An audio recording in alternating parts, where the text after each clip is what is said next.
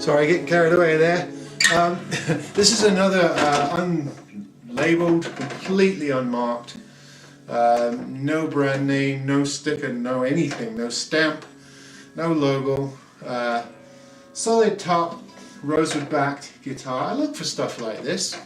And of course sometimes I need tons of setup and sometimes I get lucky and they're really good. But I can almost always make a great guitar out of them with a bit of care.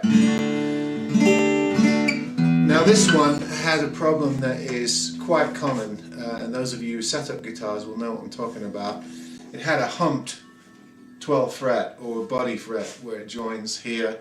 It's fairly common with cheap guitars. You get a slight raised fretboard area right where the body and the neck are joined. And you know, one way of taking care of that, the cheapest way of taking care of that, is just to do a fret level and level the frets out and then recrown them, which is what I decided to do on this guitar to get it to play. So I couldn't take that hump out. I tried to straighten with the truss rod as much as possible. It still was humped, so I just leveled the frets and recrowned them, and it seems to work fine. The one thing I wanted to talk about today is, my word, guitarists are opinionated, aren't they? I got into a little tiff with a commenter on one of my videos, the video I did about laminate versus solid tops. For some odd reason, they took serious umbrage with something I said, and I didn't even make any sort of strong declaration in that video. I just said it's not clear cut. Sometimes you find laminate guitars that are good quality, and you get solid top guitars that are rather cheap and not select woods, not good joinery. So you know, the rule that solid is always better than laminate, yeah, it's consistent, but it's not 100%, and that's the only point I was making in that video. Well, of course someone jumped all over it and you know, did the old straw man fallacy and you know, tried to paraphrase my argument in a way that suited them, which I just thought was ridiculous. It wasn't much of a tiff, but it just reminded me that you know, guitarists are very I often find guitar players and people in the guitar world, and even luthiers, are very cocksure of their opinions and immutable as far as those opinions go. New information often doesn't shift those opinions. So every once in a while you come across somebody who has a really strong sense of doctrine about something about the guitar. And if you question that, you hit a nerve, which I always find quite funny.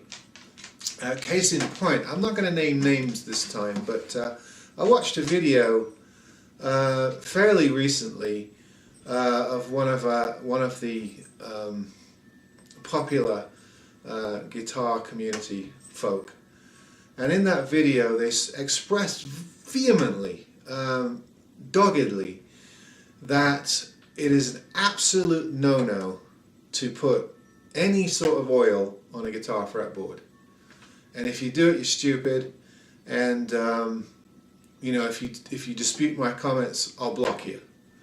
Absolutely vehement, and was talking about it, making clear that they had this sentiment in other videos, and this was the last time that they were talking about it.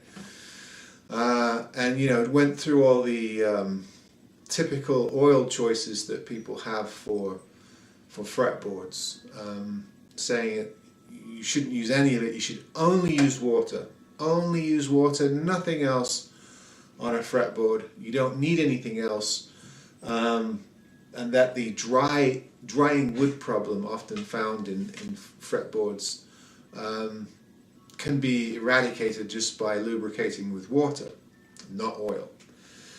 And immediately, right away, I clicked on another video that was sort of linked at the bottom of that one, from another upstanding, popular guitar community. I think this one was a guitar builder, and in that video It was absolutely the reverse, but almost as vehement.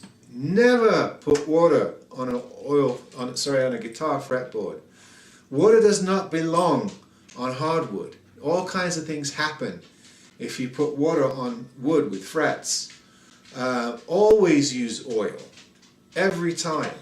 Oil's not going to hurt it, water will. So who's right? Both experienced, both claim to be in the know.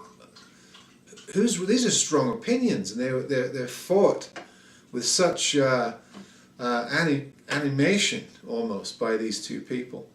Now, me personally, I've always used lemon oil, and when I say lemon oil, I mean the commercial grade stuff like Old English, not real lemon oil. I think real true lemon oil, citrus oil, will be bad for a guitar fretboard. But I'm talking about basically mineral oil that's scented with, it has a citrus scent, so it's a pleasure to work with, or it's not terrible to work with.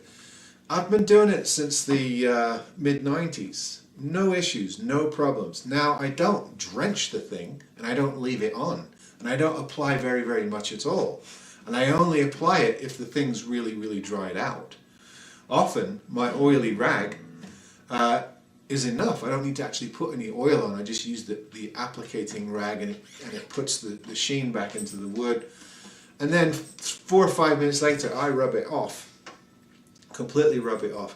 And most of the luthiers that I see on YouTube are the same. That's basically what they use, some sort of mineral oil. Some swear by using tongue oil. I don't particularly use it because it's a finishing oil. In my view, I'm not saying it's bad for the fingerboard. It just seems like that's the wrong purpose for it. That you're not actually trying to finish the wood on the fretboard. Certainly not a maple neck, a maple fretboard. You wouldn't use any oil, but on a rosewood one. And then others use boar oil and other kinds of oils that they swear by. And in each case, they're talking about a very minimal application and then really rubbing it out or rubbing it off. And it's never really been an issue. So I have no idea why people get to the point where they hold these opinions so fiercely, and they're almost offended if they run across somebody who has a differing opinion. I find that quite odd.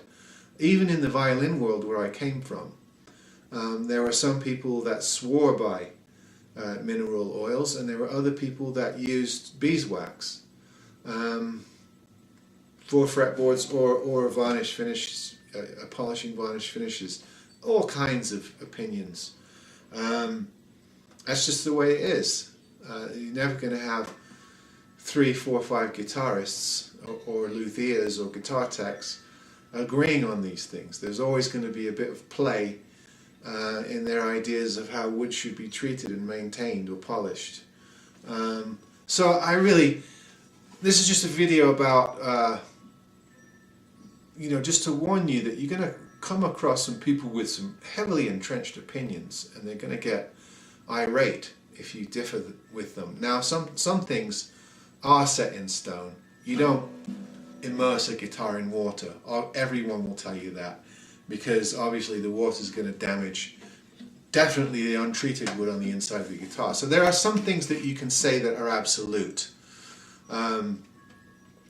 But there are other things in the world of lutherie or guitar maintenance that are up for debate, and the debate can be had. And I'm always willing to listen to what people use or do, what their practices are. I find it interesting. I'm not put off, put out, or insulted if somebody has a completely different opinion or thinks how I do guitar maintenance is wrong. I don't understand how people get to that point. But anyway, that's just my thought for the day.